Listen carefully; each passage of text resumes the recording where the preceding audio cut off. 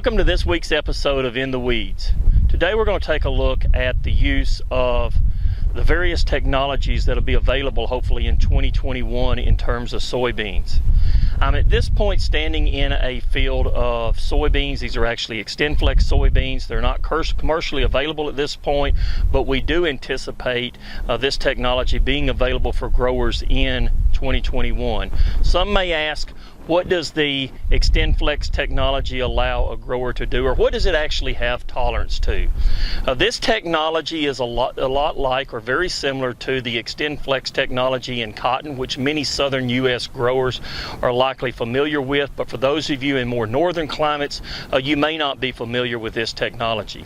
The XtendFlex soybean has resistance to glyphosate or Roundup, as well as XtendiMax, Ingenia, or dicamba products that potentially may be used over the top. But in addition to that, it also has the utility of glufosinate products like Liberty or Interline that can be used over the top of this crop, again, for high levels of weed control. So with that, we're very excited about this technology here. And now I'm going to move over and we're going to take a look at two other technologies that were recently developed and commercialized in soybean.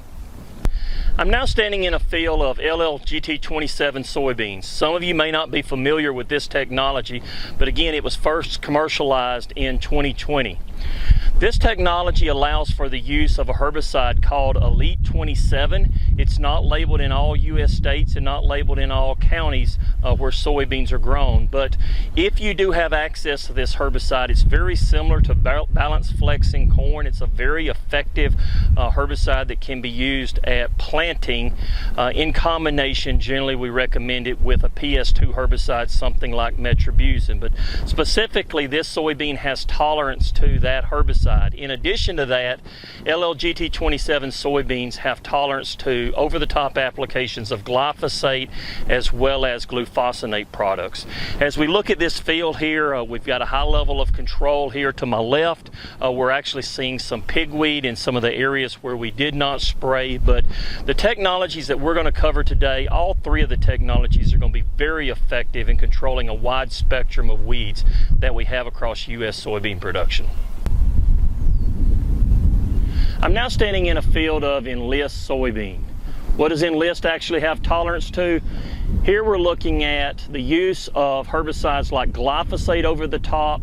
We have Enlist 1 or Enlist Duo, which are going to be 2,4-D containing products, as well as the glufosinate products. Again, products like Liberty and Interline could be used over these. In addition to that, this technology allows for tank mixing of several of these products that I just mentioned. Again, Enlist 1 and Liberty can be tank mixed to come over the top of these beans. We've got several programs that we've evaluated in this field here this year.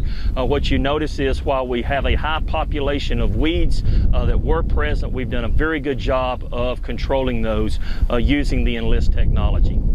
In summary, we've looked at the Enlist, the LLGT27, and the XtendFlex technologies in soybeans. We're very excited about all three of these technologies, and hopefully these technologies will be available for you in the 2021 growing season. As usual, we appreciate the support of the Arkansas Soybean Promotion Board in funding all of our research, and we look forward to seeing you next week.